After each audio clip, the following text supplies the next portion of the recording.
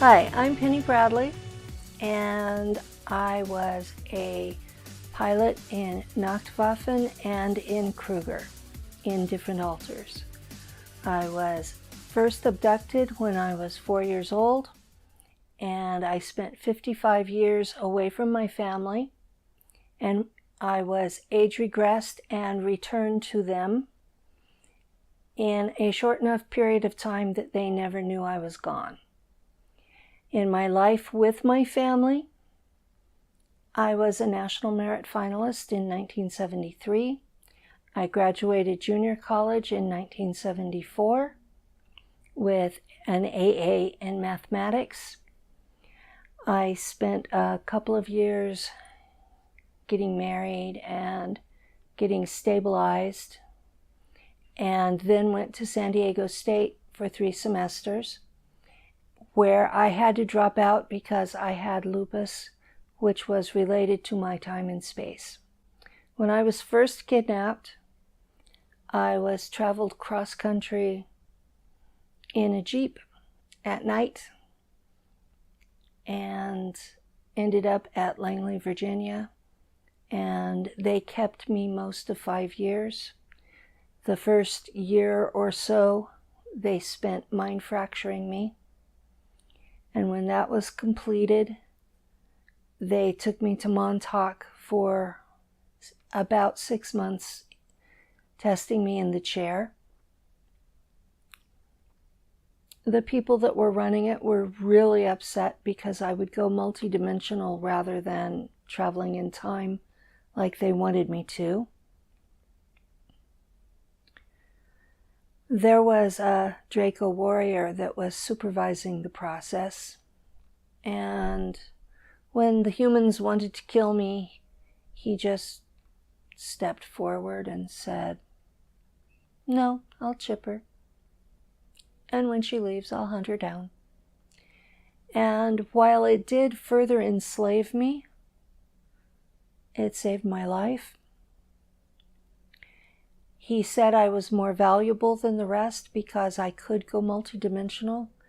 And actually, that's the skill that made it where I could be a pilot and navigator. Because when we do the warp jumps, you have a setting for each dimension of space, 2 of time, the time that you leave and the time that you return to, and then the Q setting, which is for which dimension you travel through. And you have to be psychic enough to make sure that you're not going to come back inside a planet or a sun or something like that. So that was why the Draco wanted to save me, because he knew I had that ability. So after Montauk, I was taken back to Langley, where my abilities were weaponized.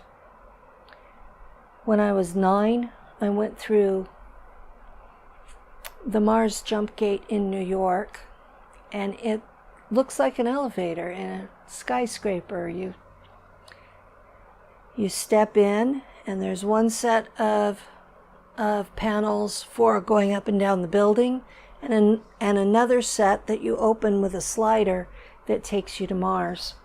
And the walls morph like you're in a wormhole, and it took about 20 minutes to get there. And we came to Ares Prime, or Ares Prima, as they called it in the German colony. It was more a base than a colony, but there were colonists there. And I was put into school with the German kids. And I was in the Schule for 10 years. And I was 19 when I graduated and was put behind the wheel of a fighter jet.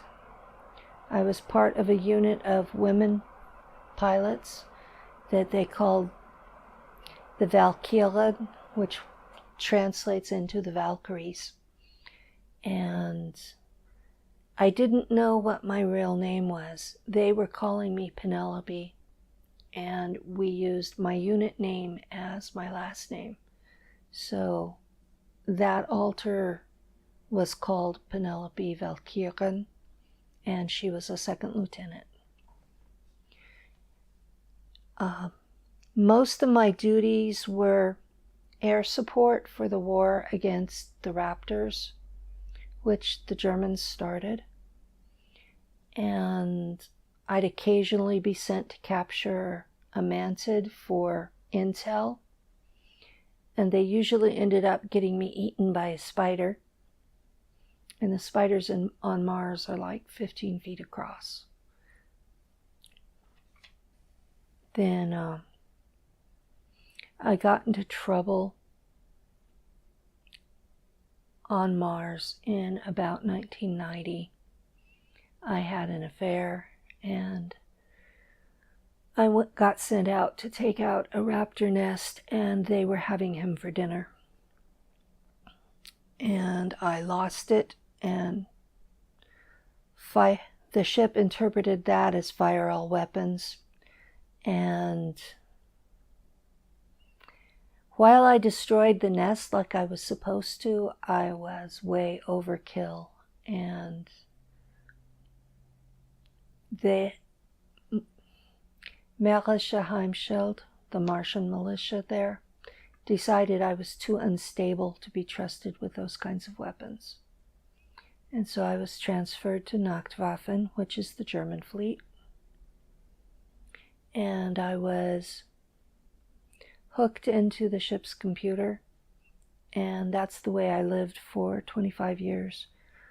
We had 3 navigators on the ship that worked shifts, and I was never allowed off the ship until it was time to come home. I had my room that I shared with another woman navigator, and I was allowed there, and the officer's mess, and my workstation, and the corridor in between. So I was basically a prisoner for 25 years because of that. And I was sent back in 2014. The mind fracturing techniques were taken from the Bavarian Illuminati, or what most Americans know as satanic ritual abuse. It's the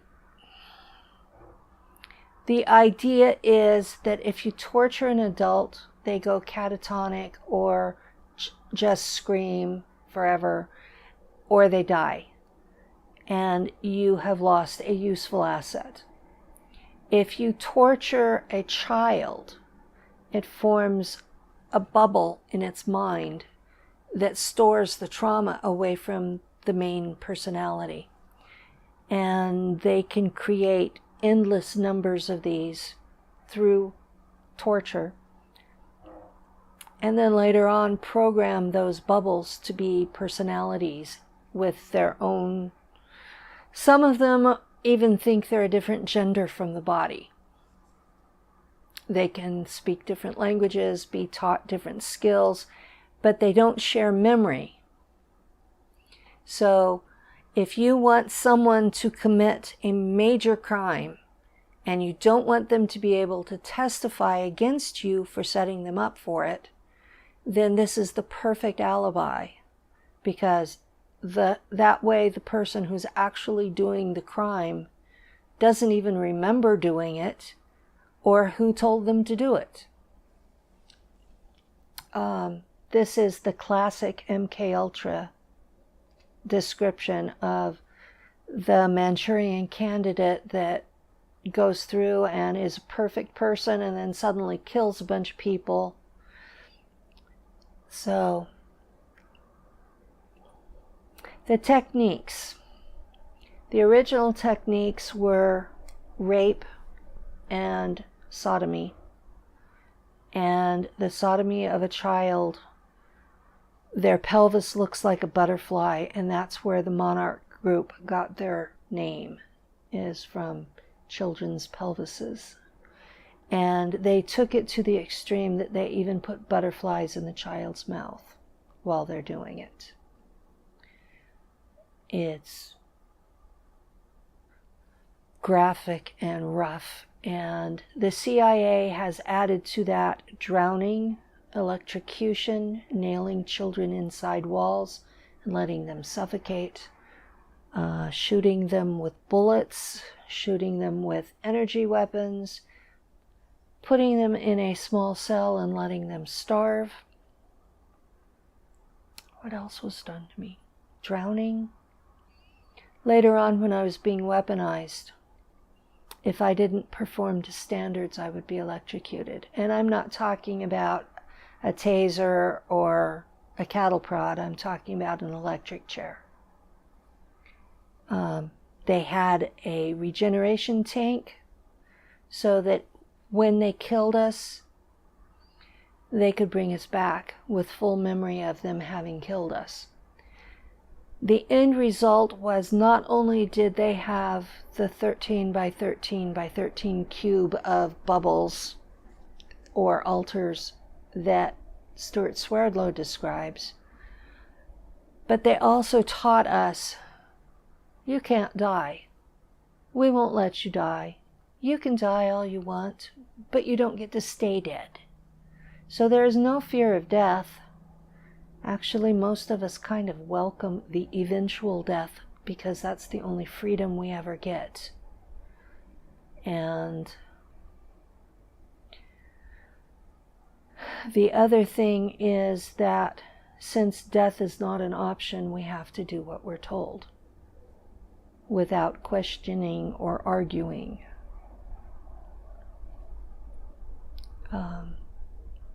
Most of the altars have no ethical compass at all. So they're basically a blank slate that holds the memory of a torture. And they fill it with whatever they want. And generally anything like ethics or values or caring about people is not what they want you to have. I've been reintegrating my altars through shamanic soul fragment retrieval. And I've had to work really hard to make sure that Penny stays on top, because I'm the only altar that has an ethical compass. And I don't want to do this only to become a monster.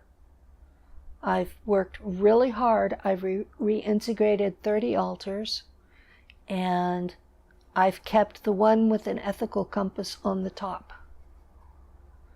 And I've been working with an Iroquois shaman to do this. So when I start to get into trouble, he can help me. Could you take a moment and describe the appearance of the chair? You mentioned a chair. I don't know if it was Montauk with the CIA. Montauk. Okay, can you explain what that chair looks like and what it does? It looks like an old style airplane seat, and it's an almond color, and it has electrodes where your shoulder blades would be. I was short enough that I was 6 when they put me in it. They had to put me on a peach box for my shoulders to reach the electrodes. And they strap you in, and they turn on the tunnel. And you're facing the tunnel. And the tunnel forms a wormhole. And the target that they want you to reach is at the end. And you're supposed to stay in the middle and focus on the tunnel. Because the sides of the wormhole form loops, and they reach in and grab at you. And if one gets you, you end up off on another stream. And it's really hard. In those days, it was really hard for them to find you. So they would get really pissed if you didn't follow directions. And we went after mind fracture. So they had us to the point we were desensitized to a lot of the things that they used on us. And they call us disassociates because we have completely disassociated from a lot of things. Feelings. I went years in this life on earth just numb because I was a disassociate. I raised my kids in that state. I only came out of it in 1990 through healing of memories at church. And that's basically, you go to a session every week and it's an exorcism every week. And I went for 2 years. I've been subjected to over 100 exorcisms because of being a disassociate. At some point that becomes spiritual abuse. And so I know for a fact that exorcism does not work whenever you're dealing with altars. It just doesn't work. You're just adding more abuse to the poor victim that's already gone through all this crap. Can I interject, please? Sure. So when I was 6 years old, my dad came home from work and I was sleeping in my bed and I was levitating up and down my bed. And then my dad got his Bible out and prayed over me to get the demons out of me.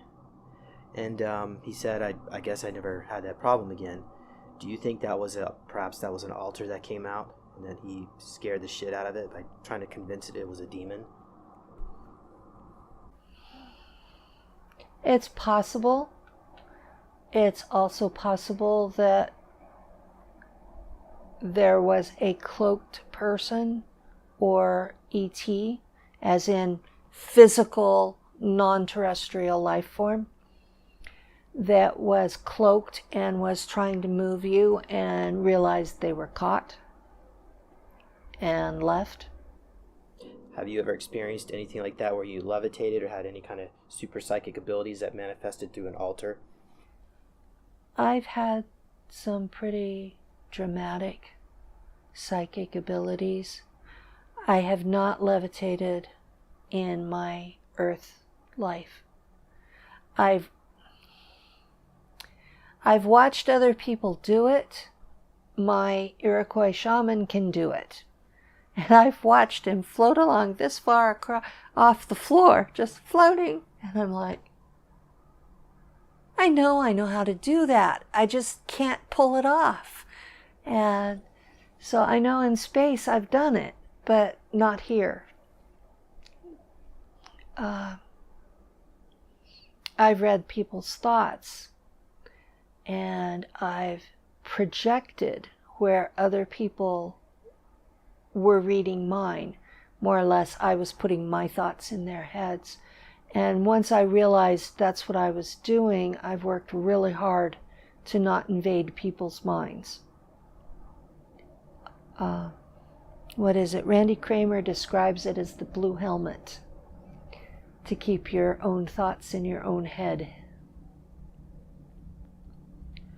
When were you first aware that you had DID? I was 7 years old. And were you taken to a doctor and given diagnosis, or did somebody just think that you had it? Or My father locked me inside a closet with black widows and left me there for half an hour. And I came out with another personality that I named Louise. And she could do whatever Daddy wanted so that I didn't get into trouble anymore. And do you think the way your family treated you as part of your initiation process through the trauma of actually maybe mind fracturing you even further? I think my family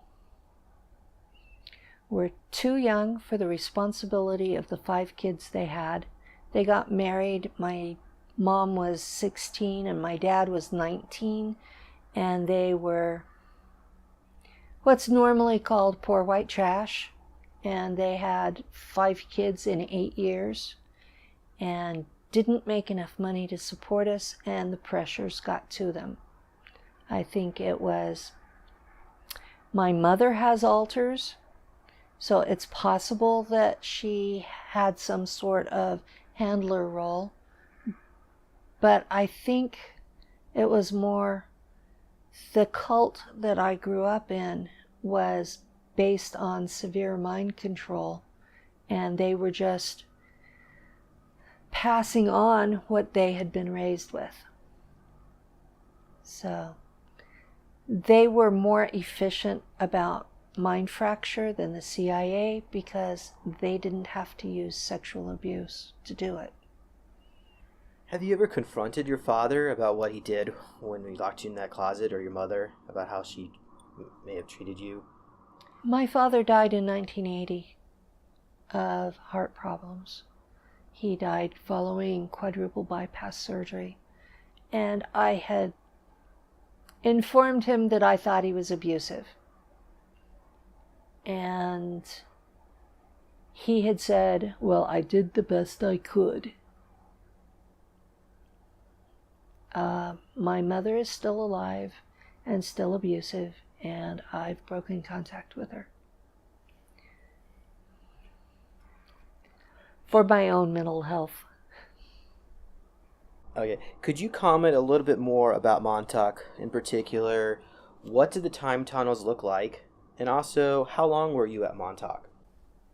I was there about 6 months, and it was not the official Montauk program. It was a, what do you call it, a field trip. It was part of the CIA process. It was, you went through mind fracture, you went to Montauk in the chair to see who could operate the chair, because not everyone can, and then they took you back to weaponize you. This was a 3-step process, and when I was there, everybody did it. Apparently, so many girls went multidimensional like I did that when they set up the actual Montauk project, they only had boys. And I may be part of the reason why. Why did the girls go interdimensional as compared to the boys? It seems to be a property of the gender. When they modified us to have greater psi abilities, it seems that the girls would go dimensionally. And where did you go through when you traveled down this Montauk tunnel? And can you describe what it looked like? It looks, when it's off, you're too young to remember the TV show, The Time Tunnel. They showed it. When it's off, it's just black and white stripes. When it's on, it's this energy that it's like a gray and white and black stripes that are alive, and they wiggle and they reach for you, and you have to avoid them. And then if you're not paying attention to the target, you'll see the tunnel branching, and you'll get sucked down a branch. And that gets scary because they don't always find you right away, which I was trying to get away from them. So they didn't know there are portals between dimensions that you can travel through the same wormhole if you know they're there. And I was trying to escape from them, so I would find the portal. The chair doesn't go by a computer program. They have a program to run the wormhole in the tunnel, but it operates by the psychic ability of the person in it. And boys are more left brain and more linear because of the testosterone.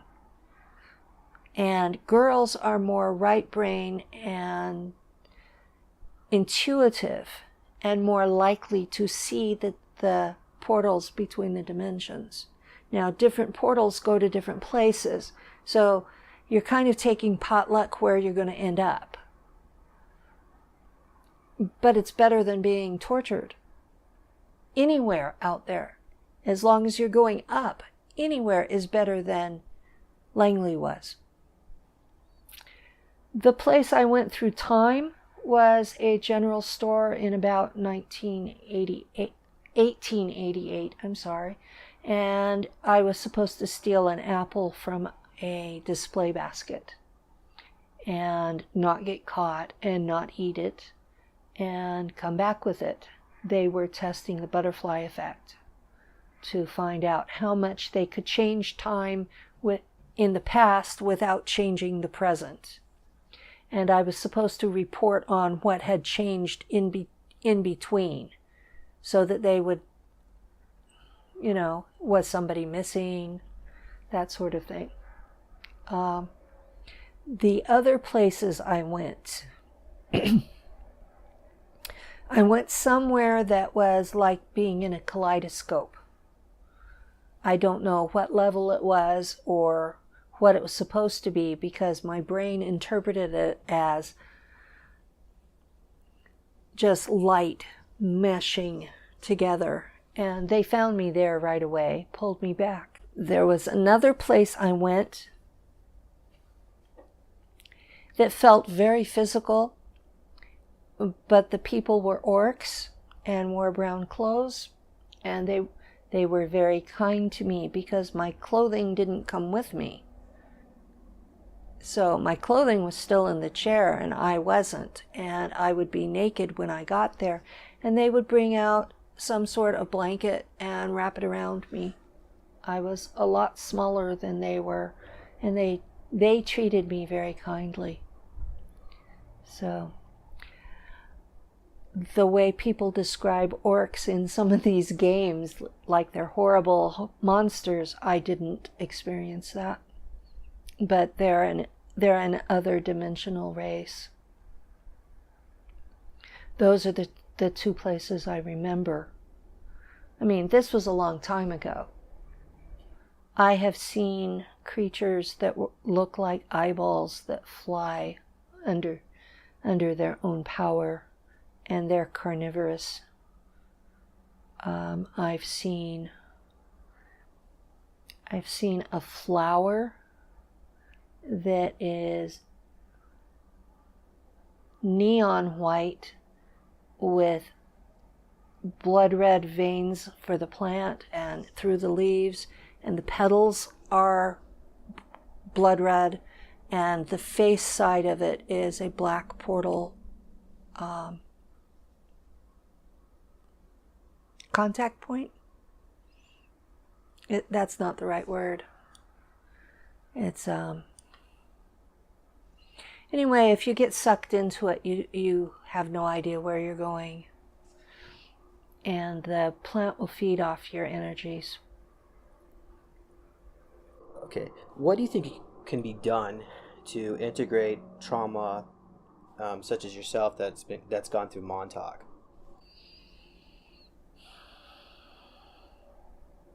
Well, I've been using Native American shamanic soul fragment retrieval, and I haven't been using entheogens. I've been sliding into a trance without drugs, and it's similar to meditation, but it's deeper, and it's a cross between meditation and out of body. And you're there and you're in there, and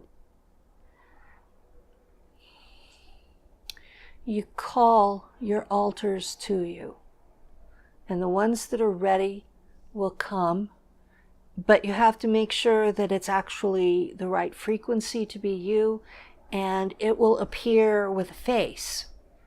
And you have to make sure that face matches yours to make sure it's actually you, because there are a lot of altars floating around in space, in other dimensions, fragments from past lives, and there are beings that will try to join you just so they're no longer floating. There are ghosts and other things out there, and you want to make sure it's actually you. And then you call them in, and it's not physical, but it's like you embrace them and bring them in. And then you sit in the mind together and share memory this time, and you slowly merge together. And that's the dangerous point, because if they're more dominant than you are, they can take over. Between Mind Fracture and Montauk, my generation, 95% of the kids died. I mean, not just being killed and then revived. It was they were in such bad shape that even after they were revived, they were unusable. And they had to be basically euthanized because they were beyond. Did they replace these children with clones, or did they just go missing, like the milk carton kids? They just go missing. So why is it that you think that you survived and they didn't?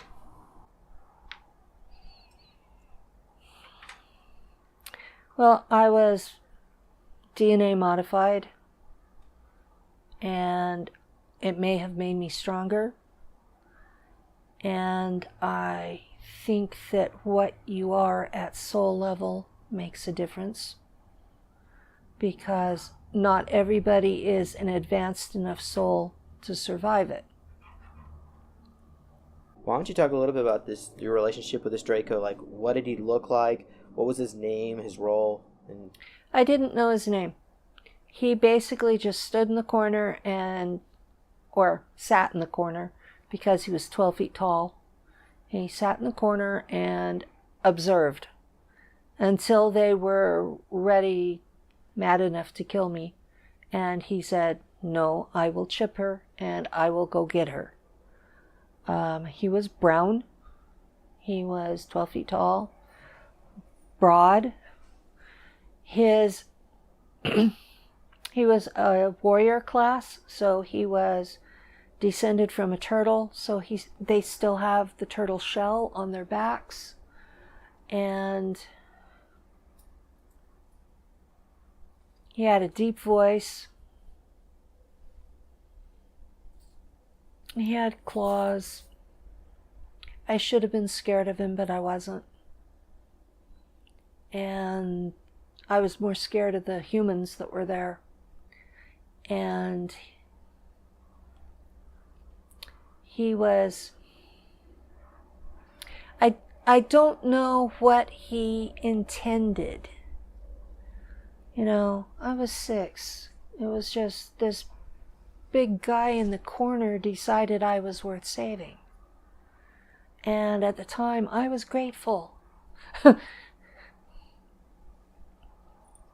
did they ever look into your future? Or were you able to look into your own future to see what may have happened? The reason why you maybe get some insight on why they targeted you? Or I know that they did a past life regression on me to find out what kind of ET I was in the past. Most humans have been something else in the past. So they went back some in my incarnation tunnel. They tried to get tech out of me. Some of my past lives I remembered after I came back, probably because of that. But when I came back and tried to tell my parents about it, they beat me for lying.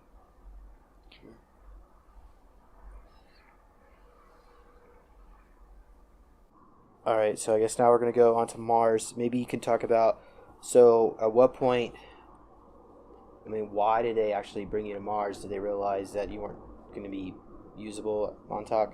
Can you explain a little bit about that process?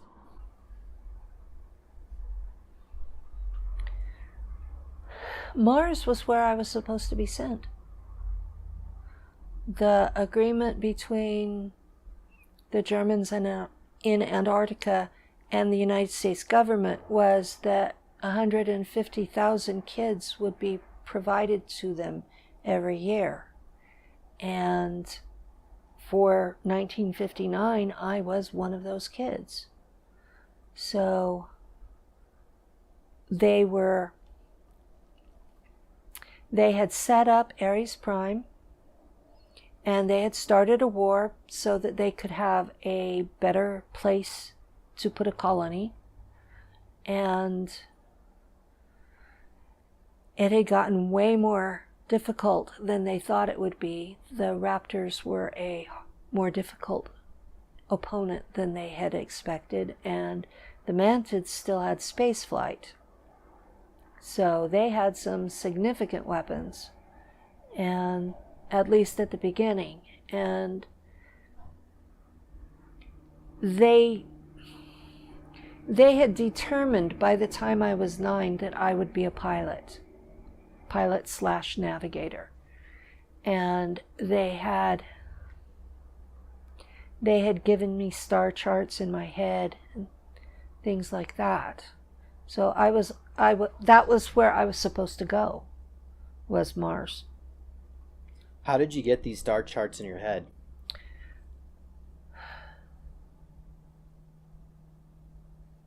I'm not sure. I don't remember exactly. Because they're not flat images. They're 3D, holographic. Do you recall the process of intelligence acceleration, any kind of tools or technologies they may have used to enhance the human psyche?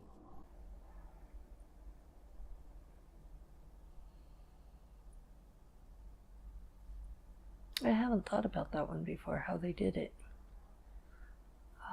They have a lot of tech that they don't explain to us.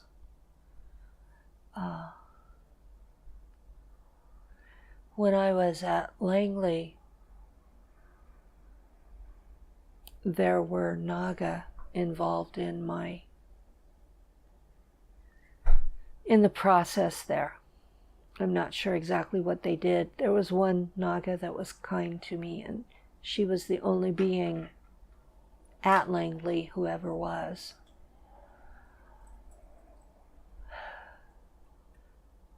I don't know how they got them into my head, but I know the star charts are there. When you were on Mars, did you miss planet Earth and your family? What? I had been mind wiped before everything. So I had no memory of Earth or my family. And I only spoke rudimentary English when I got to Mars, and they immediately put me into German immersion. And in German school, Schule, it was Prussian style, where you recite everything out loud after the teacher, and even when you start writing, you're reciting while you're writing. Everything was out loud, and if you said it wrong, you got the ruler on the fingers, and Prussian style. Were you given an adopted family to take care of you during this time? No. The group of us who survived Langley were in a barracks together, and we were responsible for keeping our uniforms in tip-top shape so that we would be able to pass inspection every day. And my head had been shaved continuously while I was at Langley, so I had to learn how to take care of hair because they wanted it to grow out on Mars. And we were in Schule for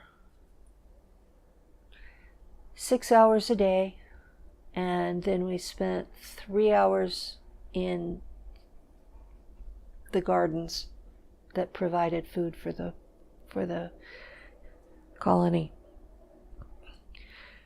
My uniform was a brown drindle skirt, a white shirt with a Peter Pan collar. There was a brown cardigan sweater. These really dorky tie shoes. They weren't exactly Oxfords. They were just dorky looking clodhoppers. And a bow tie, a female bow tie, the pretty ones. The boys they weren't lederhosen, they were regular pants, and they had a pointed collar on their shirts and a Windsor knot tie that was orange. But we were expected to be polite and respectful to the authorities, as in the teacher and the headmaster and any officers who came in. But we were encouraged to bully each other and work out a pecking order. And it was a very aggressive place to be. And the colony kids had a parent to take up for them, and we didn't. But we had weaponized psychic abilities, and they were kind of afraid of us. I was given a firewall when I was sent to Earth. I have to believe my life is in danger or be so angry I'm seeing red, and then I can use them. But on Mars, that was part of the mix. I have had the ability to fry electronics or fry someone's brain inside their head. There was once when the raptors made it into the school cafeteria that I formed a force field big enough to contain at least 30 people.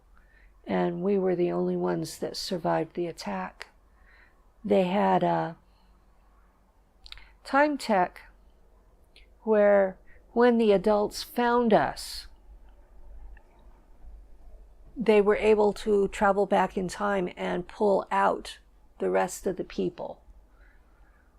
So the memories kind of split between what it was before and what it was after the time travel stuff. But there was a short time that I was actually liked and respected because I had saved people. Did any of the other German kids bully you? Of course. That was part of the process. It was a Teutonic society, and you were rewarded for being a shit ass. Did they ever give you like any injections or weekly scans? Anything like that? Could you describe? They didn't while I was in Shula. Whenever I got into the plane, there were all these drugs and shots, and it was performance enhancements. It was intellect enhancements. You had to go into the regen tank at least every other week because the drugs damaged your liver. I turned up pregnant twice, and they dumped me into the regen tank. They read me the riot act, that my genetics, because of the Draco DNA, were not going to be allowed to be part of their gene pool. That's how they put it. That they were encouraging fertility among the normal humans, but those of us who had been DNA modified were not allowed to become part of the gene pool. So that was, and they had a word for me. They called me a Missgeburt, which is basically an abortion that lived. And I have altars that are really deeply triggered by that. Sometimes it pours over into this one. Every ship, every ship has a command center where they have like morning duty call, and behind the podium is the Nazi eagle holding either the design for that planet or moon or whatever it is with a swastika on it, or a schwarze Sonne, the black sun symbol. One or the two, depending on what the highest ranking officer on the ship is. And when I was in Aries Prime, there was one in the command center for the Valkyries, and it had a schwarze Sonne.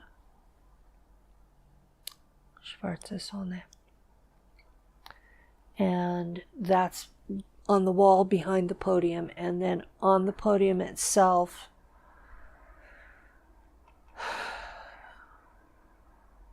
there would be some sort of symbol for which force, you know, the unit that was there. Each group had their own, you know, their arm patch. And did your own uniform contain swastikas on them? No, I was in a blue uniform. They told me that I was U.S. Navy on loan to them. I did not have swastikas on my uniform. The spoken language was Schwabian German, because when I was back on Earth, I took German, and I took to it real easily, and I had 3 teachers, and they all spoke High German. And when I got through junior college and had a former Luftwaffe officer from Berlin, and he said, "Yeah, I have to give you an A because you've learned it, but how the hell did you get a Schwabian accent from me?" That's their equivalent of hillbilly English. And it's considered a low-class accent. And here I was. I'd had 3 years of German in high school and 2 in college, and I had a Schwabian accent. Well, that's the accent we used on Mars. Nachtwaffen is the real name for what some other people are calling Dark Fleet. A German group would never have an English name. And the Dark Fleet just describes the black ships. Nachtwaffen is the name. And in German, when you go into space, they poetically call it ins der Nacht, which is into the night. So, saying you're going into the night, you become the night weapon, or the space weapon, Nachtwaffen. It's actually pretty when you think about it. They're not uncivilized, they're just Teutonic. I was on Mars for 25 years, and I was in Schule for 10 of it. So I was in active service in a plane for 15 years. And I was active service in a freighter ship for 25. And at what point, because I know we did a regression, and you said that you may have actually seen one of my duties as a super soldier. That was a different altar, and she is a Kruger asset, and she is a cyborg, and she has basic awareness, not much more than your average dog would have. All of her higher functions are AI, and she flies a ship. Basically, it looks like the space shuttles from Earth, you know, the ones that used to go to the space station. And she just flies it back and forth between the Earth and Mars and transports troops, transports slaves, transports other cyborgs, whatever, just back and forth. And that she was transporting your team, and I had enough bleed over that I recognized you. Remember when I first met you online, I said, I know you, but you should be taller. So, yeah, I was one of the first people to recognize you. So, yeah, we did a regression last year. Yeah. We did a regression, and first we hit the red wall of self-destruct programming, and you backed me out of that, so you were taking care of me. And we were able to get to a point where my cyborg alter had delivered your team to a base on Mars, and you were getting, your crew was getting out of the shuttle. And in the regression, Penny, I took her over. Normally when I visit an altar, I'm piggybacking, looking through their eyes, but they're still in charge. That particular time, I was taking over, and I was talking to your altar, which irritated him massively, because cyborgs are not supposed to talk to officers. And you had me tell him that I was on Earth, and ask him, I don't remember what you had me ask him, but he got really mad and told me to piss off. You said something like this: Hi, I'm Penny Bradley, and I'm working with James Rink on a regression, and I'd like to know if you have anything you'd like to tell James Rink. And then what was the response? Piss off. That's what his response was. In the most polite way. It was actually a little bit more gruff than that. Yeah, that's the polite version of what he said. He was like, who do you think you are talking to me? So, did a lot of the people on these bases treat each other that way? They're just nasty to each other? Or is there There is a belief that a cyborg is not a human, even though each cyborg contains a human brain and consciousness. They treat them like they're completely robotic. And the creation of these cyborgs is not volunteer. It's done to you. You are a victim of this. And that organic consciousness is necessary, because most of the ET tech requires a consciousness to operate it. And so they have to put a consciousness in the robot for the robot to be able to use the tech. But then they treat the cyborg as though it's just a machine, and it's not. There's a person in there. And I know that firsthand, because I wake up piggybacking her. And especially after the regression. Before the regression, I just knew some of the things she knew. But since then, I wake up in her at least once a week. So I know what she's doing. And if she had more human awareness, she would probably be miserable, because they work her 24/7. They think that a cyborg doesn't require sleep because it's a machine, and they treat them rudely. And it's like, well, my computer isn't working, let's smack it around a little. They're not kind to them, they don't treat them well, and I would not want to be one.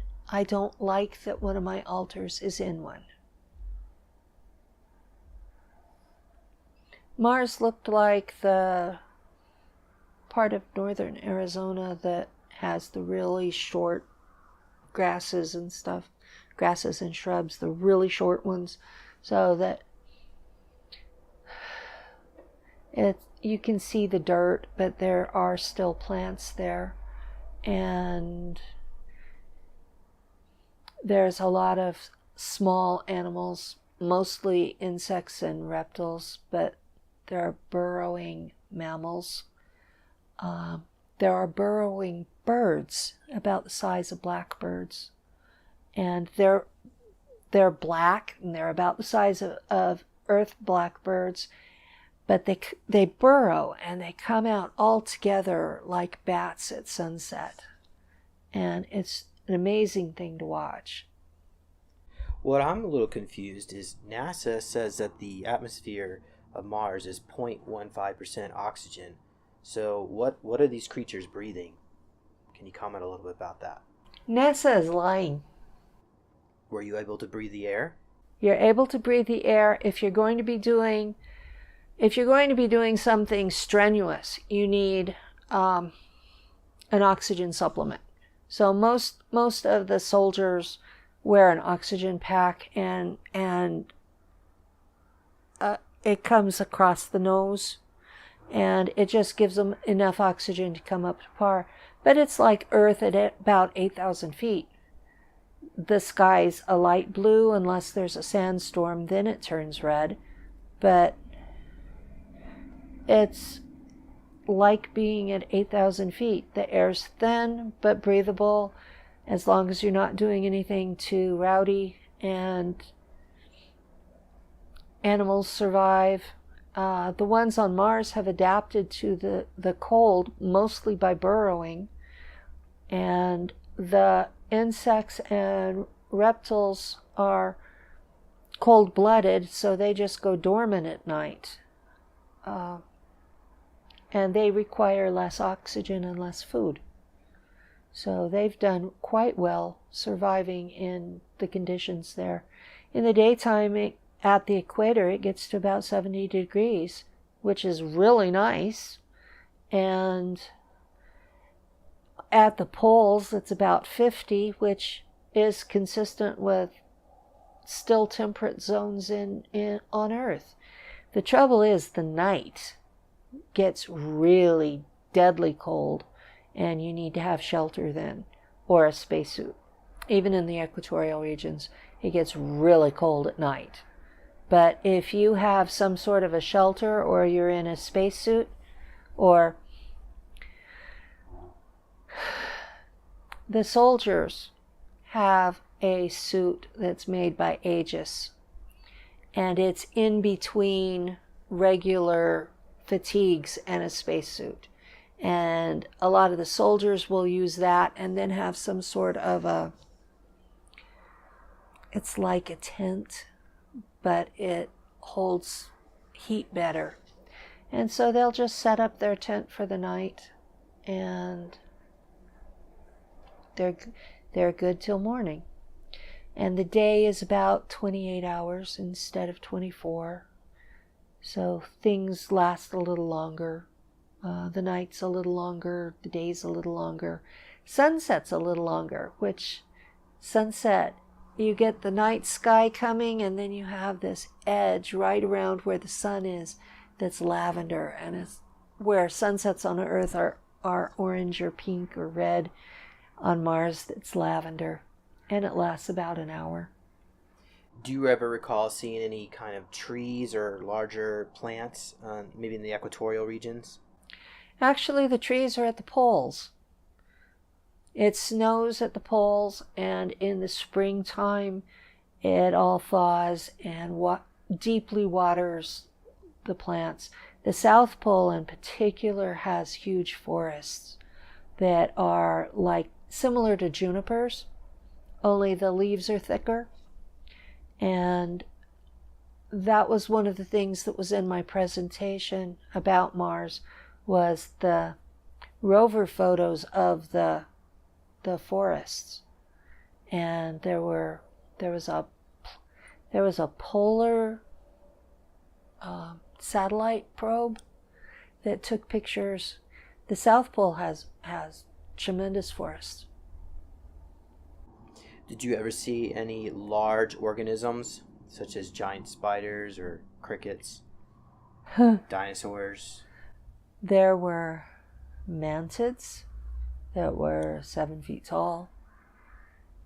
There were raptors with human-like arms that were about 7-8 feet tall. They had long claws. In an unarmed fight between a raptor and a human, the raptor will win every time. So would a mantid, because they have two or three digits at the end of their top two sets of arms, and then the bottom set they use as legs. But the fingers are about this long, and they're sharp, and so they're effectively claws, even though they're not.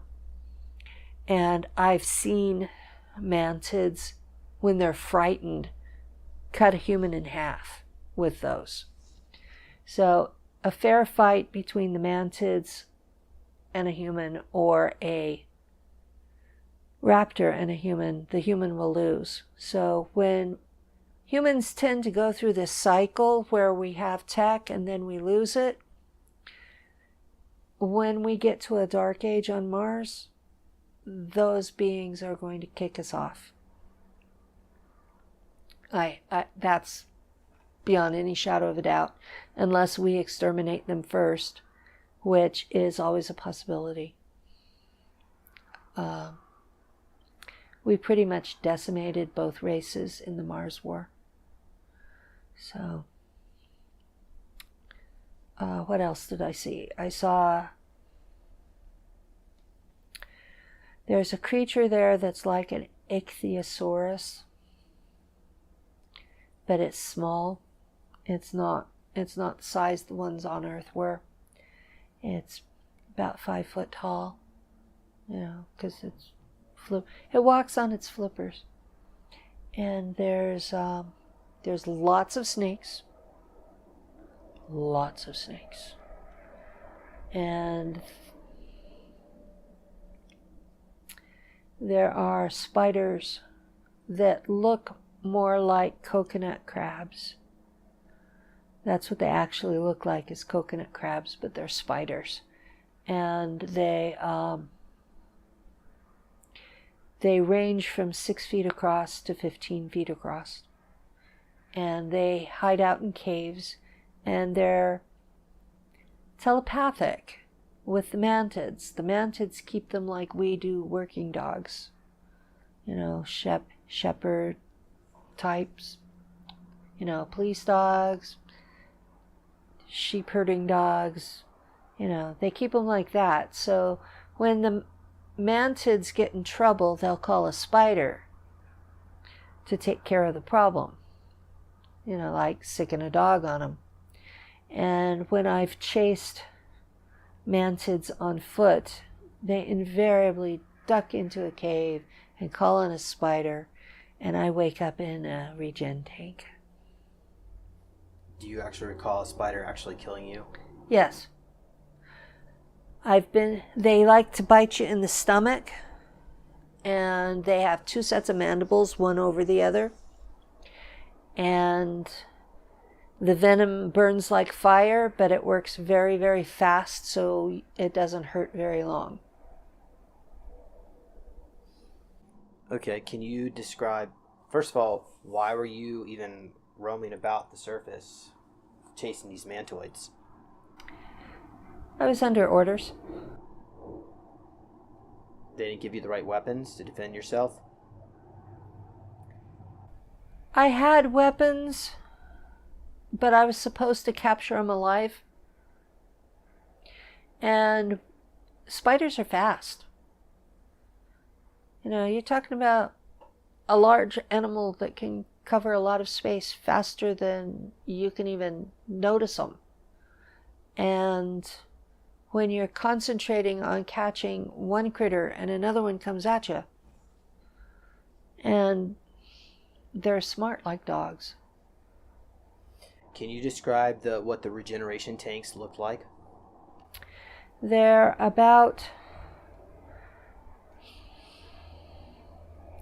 2 meters in diameter.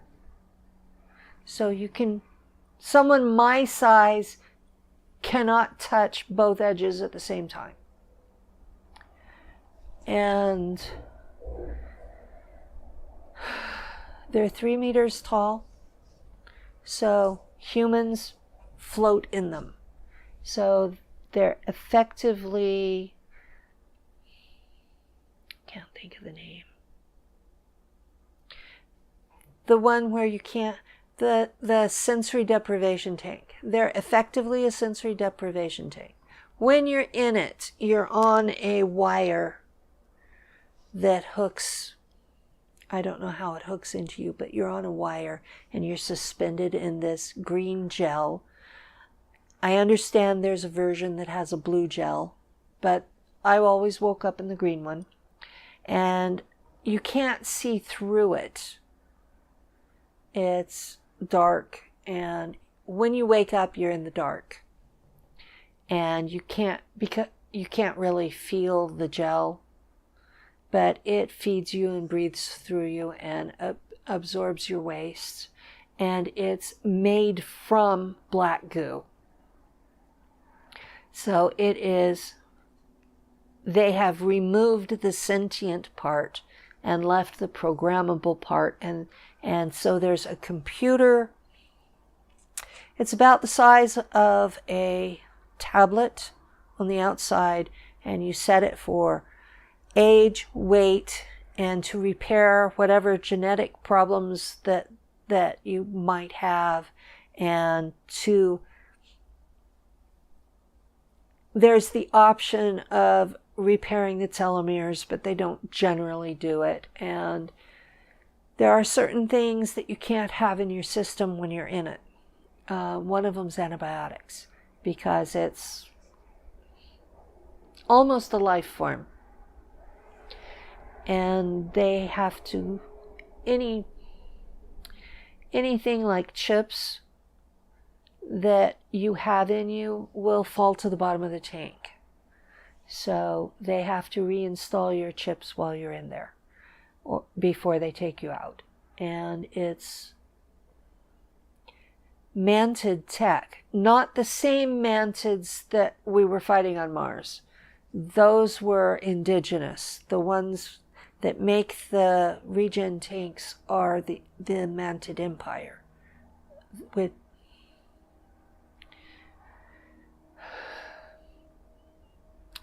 There's lots of different kinds of insectoids.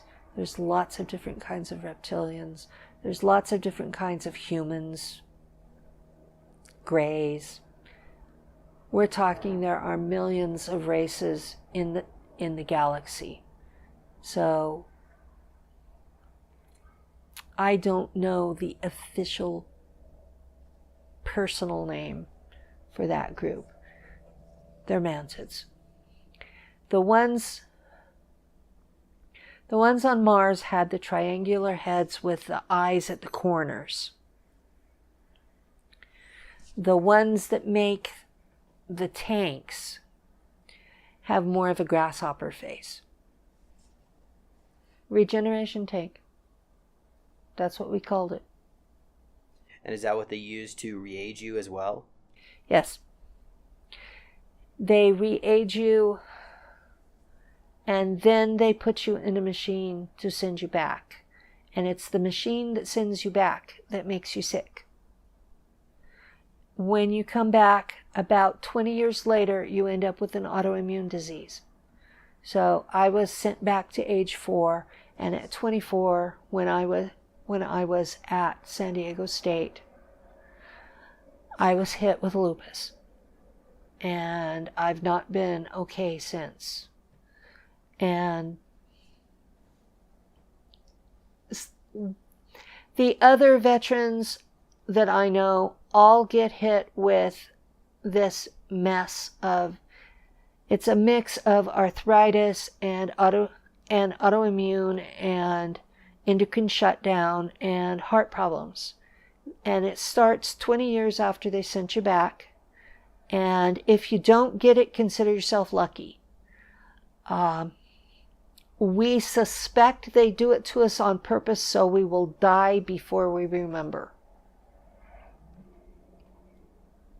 Do you wish you could visit Mars again? You know, NASA came out with that satellite video that showed Mars from near orbit. And I was like, oh my God, that was so pretty. And I sat and cried. I missed it so much. So yeah, if I could go as a tourist, I would love to. If I had to go back to being in Marische Heimschild, no. I've had enough time as a soldier. Do you feel you should be compensated for everything that was done to you? It would be nice, but I don't expect to ever get it. How about an apology? An acknowledgement that it happened would be nice. A DD-214 so that I could go to the VA for treatment for what is related to my service would be nice. But realistically, I just want them to stop kidnapping more kids. There's nothing we do out there that can't be done by consenting adults. There's no reason to keep doing this. Okay. In the German civilization out there, they found that productivity was improved by sexual activity. So everybody's encouraged to have sex. But it's supposed to be unemotional and no attachments. Just pure animal level sex. And I had this problem that I fell in love with the man. And he had been at Langley with me. I was number 7 and he was number 5. So we had this whole time we had known each other. Came up the ranks together. And his job was to upload documents to the MarsNet in English, German, and Russian. And that's what he did. He wasn't in the war. He was building the MarsNet. And he was seen as somewhat effeminate, where I was seen as somewhat masculine. And so they approved of the relationship until I got attached. And I don't know how he got captured. He was never out of the base. He should never have been captured. But I was assigned to that particular raptor nest, and he was there, and I was actually in love with the man. And the way they have the screens for the pilot set up, you can see the target. You see it like you're in there with them. And I saw him basically in the center of a group of them eating him alive. And this was a man I loved. And it was just, I panicked. And that panic, they They knew from the time that was recorded on my ship's computer what time to go back and rescue him. So he survived. Because I was chipped, connected to the ship's computer, it didn't know how to interpret the panic. And so it decided to fire all weapons into the nest at once. And it completely destroyed it. Now, they used the timestamp on the computer for when they fired the weapons as the target time to go back and rescue him out of... We called it redialing. We would redial to get him out. But they decided, German command decided that I was unstable. So basically my punishment for falling in love was that I was going to be sent off world. And the skills I had meant that I was going to be either a pilot or a navigator for something else. And the ship that I was transferred to had a quantum computer in 1990. And I was stronger chipped to it, so the mind control would be stronger. The MarsNet is the official internet of Mars, and you are given access to the parts you need for your job. It's more like the dark web on Earth than the public internet, because you only get access to what you need for your work. Nobody gets access to everything. You only get this or this or this. You can't just browse. And it was set up into languages because there were different areas, different groups working there. So the main languages were English, German, and Russian. Yes, there was a Russian presence on Mars. But that's what 5 was doing, was uploading all of those documents. And he was very good at it. Most of that information was what other people describe being on their glass pads. So then 5 made the effort to translate those documents into from whatever their source language was into one or all of those 3 languages, depending on security issues. Not everyone had access to everything. And I still don't know why he was out of the base. He shouldn't have been. He wasn't much of a fighter. And, he was damn good at his job. He was too valuable to let him out. I have no idea why he was out. But I ended up on the freighter, and we did a lot of troop transport. We did a lot of slave transport. I remember slaves telling me, "Take us to Earth," which was close enough to the German I understood what they meant.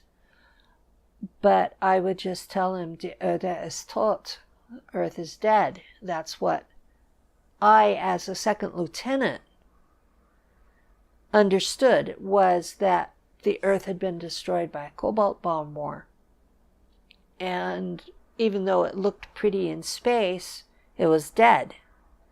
It would be a couple of thousand years before we could go back.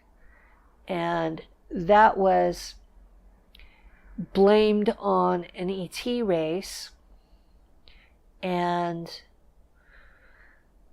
that was our rationale for going through and decimating worlds, was we were trying to get even with those ETs. And we were allies of the Draco, and the Draco are generally pretty good to their subject races. All they want are tribute and, loyalty. So when a subject race revolts, they see it as disloyalty and dishonor, and they value loyalty above everything else. And so they go through and they will just destroy the entire place as far as they have to, until there's no more resistance and you are so terrorized you will never resist again. That's their intention. Once they own you forever. And they consider Earth to have been their property in the past, because Lemuria was them. So they resented that whole Atlantean thing, and that's a whole nother story. We got radio from Earth. We didn't know it was from Earth, but we got radio from Earth. So when new music came out here, it was like, I remember that. The music would float through, and I remember that. That sounds so familiar.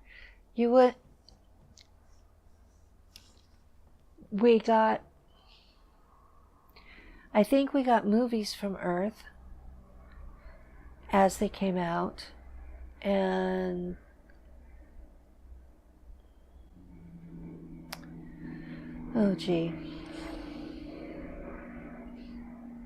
they were mostly in English with German subtitles, and we didn't get a lot of really hard stuff, but I remember Star Wars being up there, and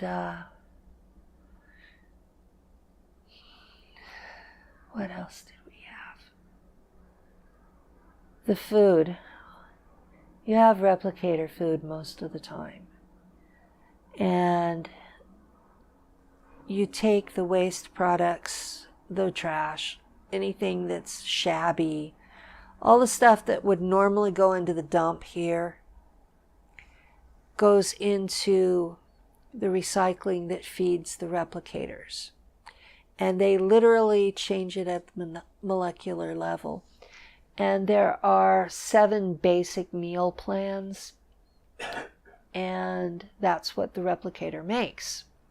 And you can also get water, you can get coffee, you can get vodka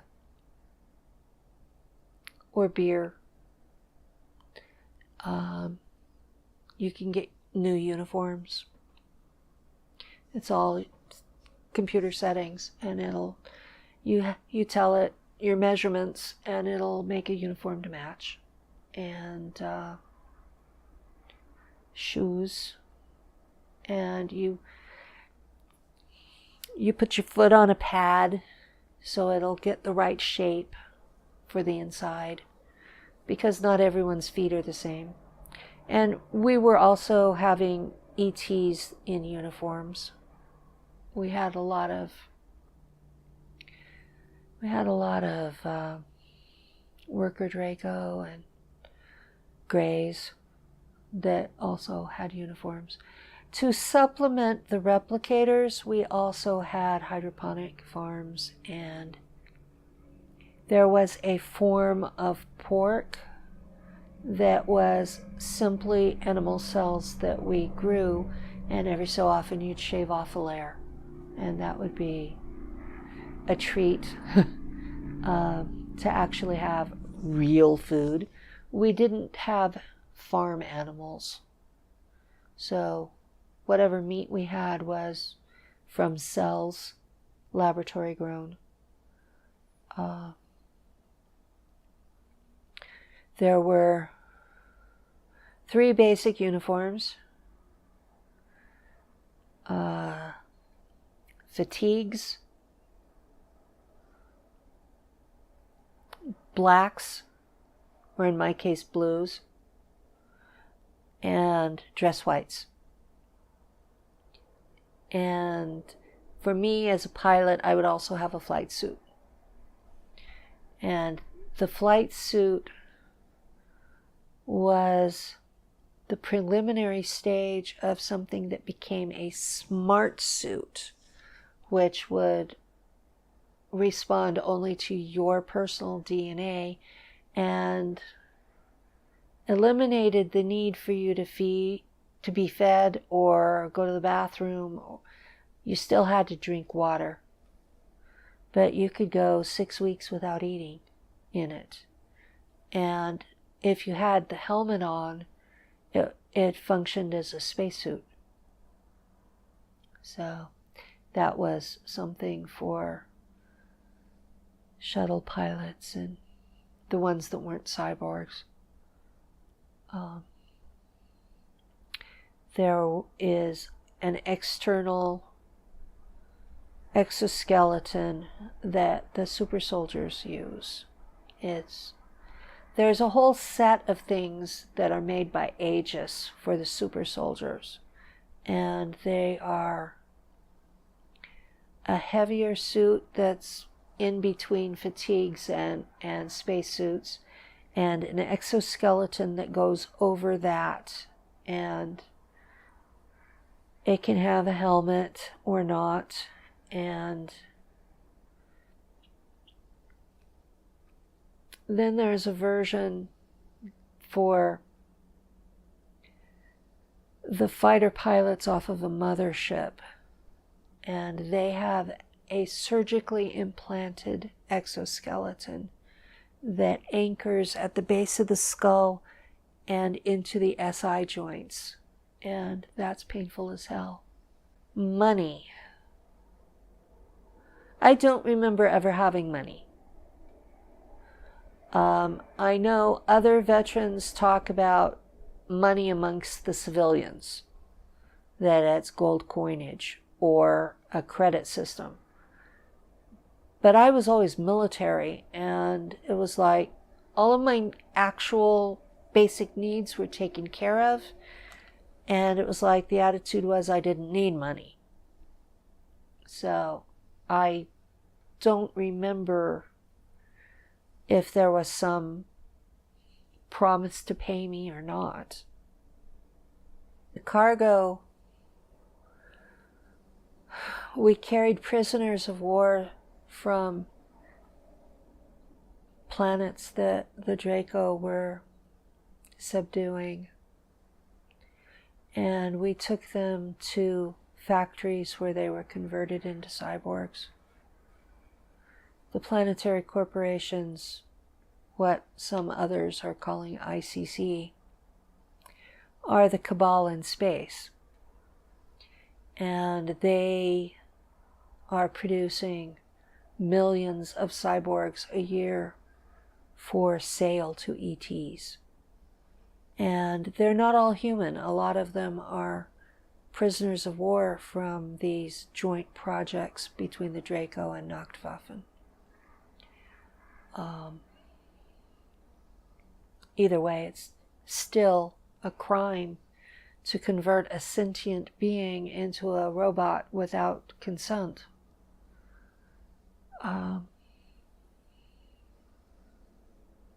There were other planets that we just destroyed. I remember being asked to use my psychic abilities, my psi abilities, to target weapons because they had an energy shield and we couldn't get a lock on it to target.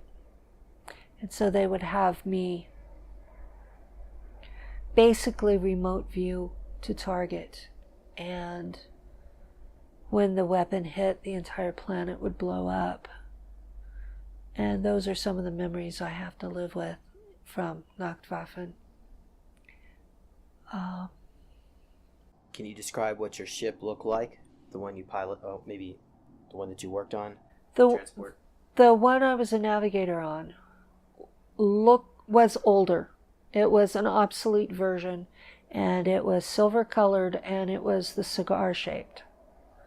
And we had panels on the side that would lift, roll back into the hull to allow cargo in. And we had, I think it was 6 cargo holds.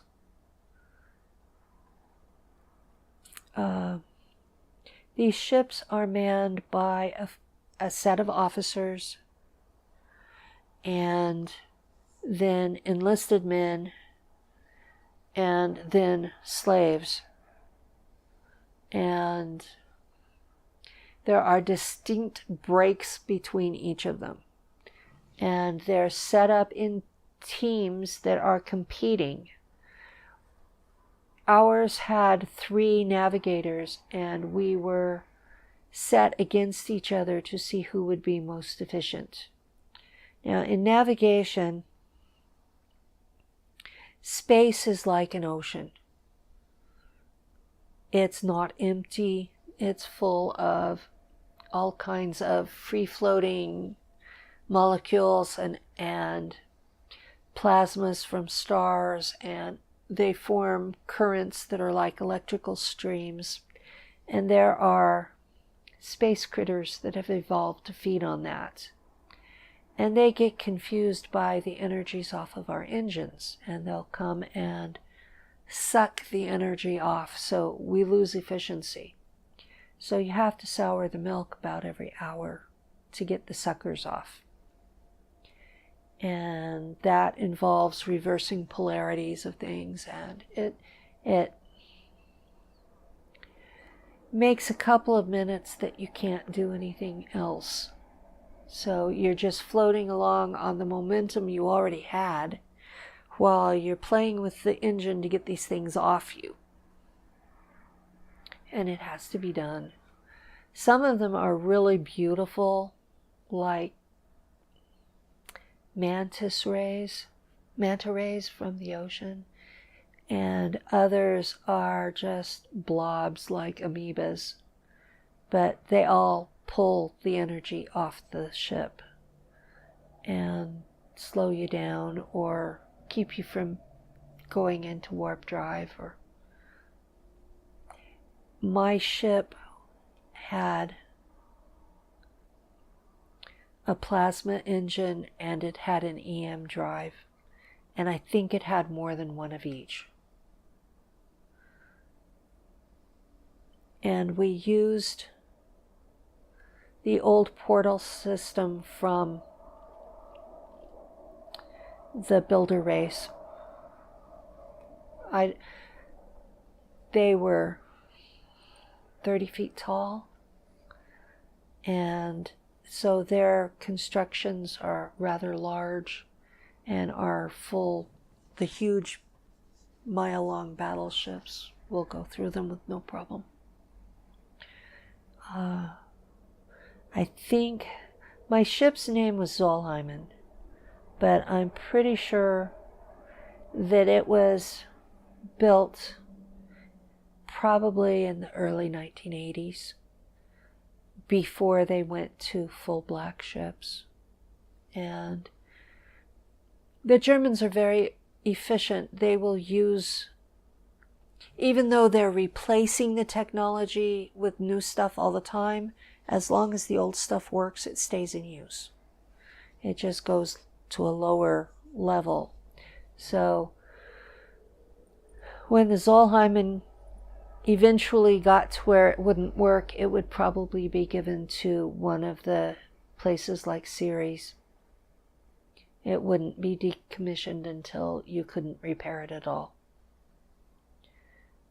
All right. Can you describe how it came to an end when maybe the day that somebody came up to you and said, "Oh, by the way, we got to send you back to Earth. We just lied to you."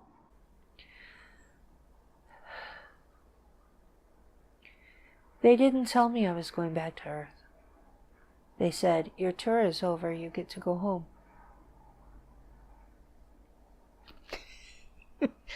I had no idea where I was going. So they re-aged me back to 4 and sent me back through the Mars Jump Gate in New York and took me back to California and put me back within 15 minutes of when I'd been taken. Except they didn't put me in my bed. They left me at the doorstep and made it look like I was sleepwalking. And I went back in the house and went to bed. And I woke up that next morning. Because of the initial mind wipe, I had no idea who these people were. And These people? Who? My family. I had no idea who they were. I didn't know them. As far as they were concerned, I had amnesia. I didn't speak English anymore.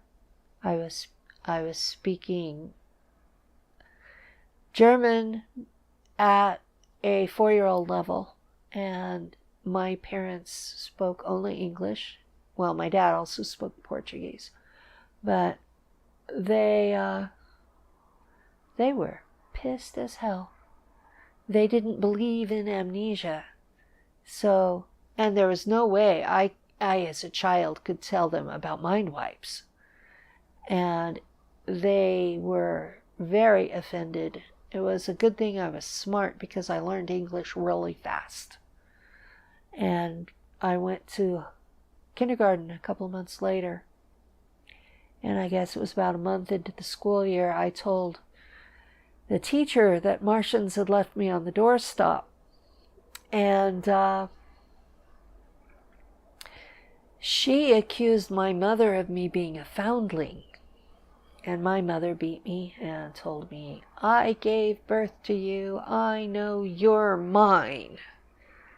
Well, later on, I guess about 4 years ago, when my mom and I were still speaking, I told her, "You remember back then?" And she goes, "Yes." She was still mad.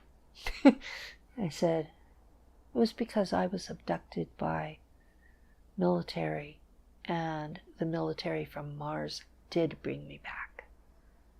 And her jaw just dropped open, and this was in front of Lou, and she was telling me that I was crazy, that I'd never been abducted, that I had never been gone, that I was just sleepwalking and had an imagination. So. Well, what did the doctors say to explain your change of language? They never took me to the doctor. You didn't take kids to the doctor in 1959. The culture has changed tremendously. We were poor people. You didn't go to the doctor unless somebody had a bone sticking out of your arm. My father had his foot cut off in an agricultural accident, and my grandparents soaked it in whiskey and then stitched it back together with sewing thread. This is the kind of family I came from. It might have been 1959, but my family operated almost like it was the 1800s. So at what point did you actually recover your memories? I had some memories all along, but the bulk of them came back in April of 2013 when an NSA agent used my remember code from my CIA programming. The altar that went to Mars was programmed under Wizard of Oz programming. And how he knew to use that remember code on me, I don't know. I don't know his motive for using it. I don't know the NSA's motive for doing it. And I've had a lot of questions about, should I trust it? And I finally came to the conclusion that these are my memories as I remember them. They're too destructive. There are too many atrocities to sit on and keep it quiet.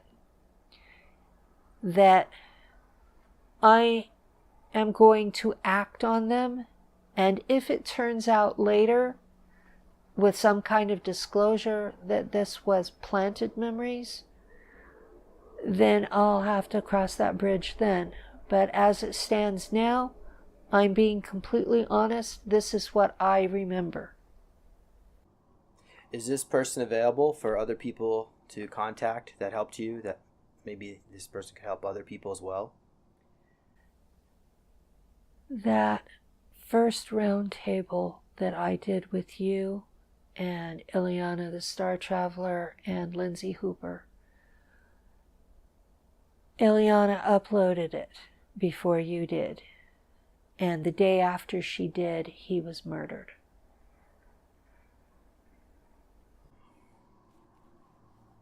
Sorry to hear that. Thank you. There comes a price with being public. And not only was he murdered, but so was his best friend, who was also NSA. And I've been shot 10 times with energy weapons since I started working on the Facebook support group for veterans. So there's a price that goes with helping us. There's a price that goes with being us. Do you have a book or a website, or maybe even a Facebook group you could recommend people to read or contact?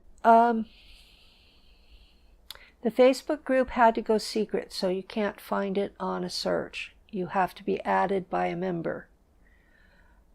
So it's invitation only.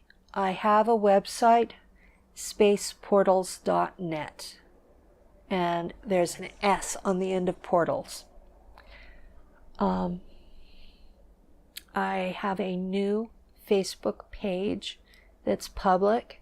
It's Penny Bradley, Nachtwaffen pilot.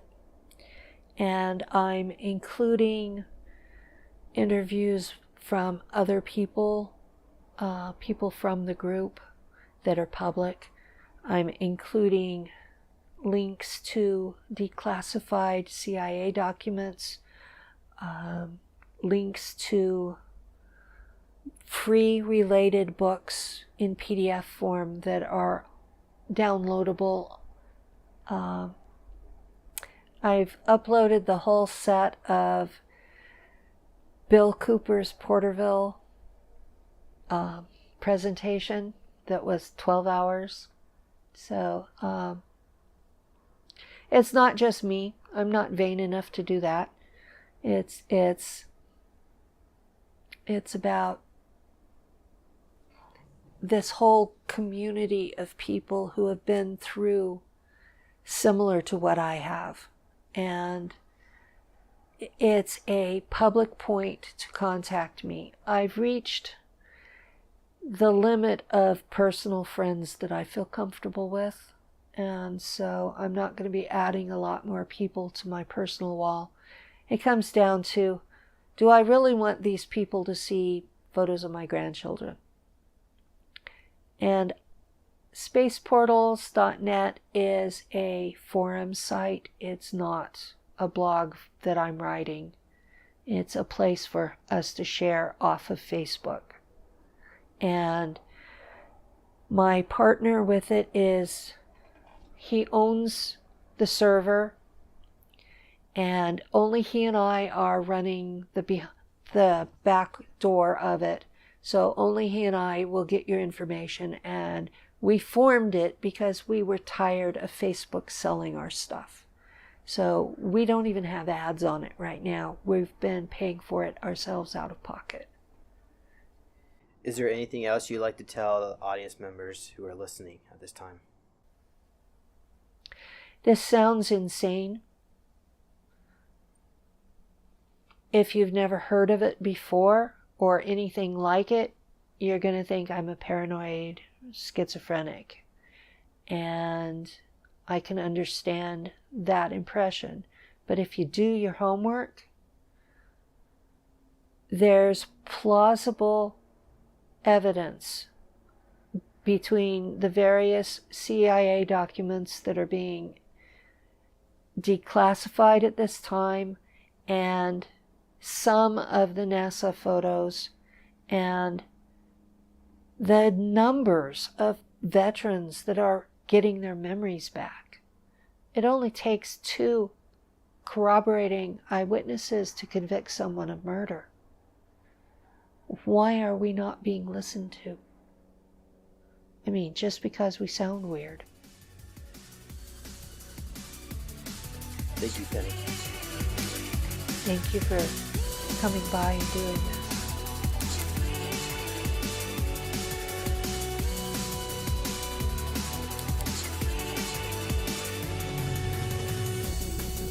Please consider supporting Super Soldier Talk by purchasing your own Neo Meditation device.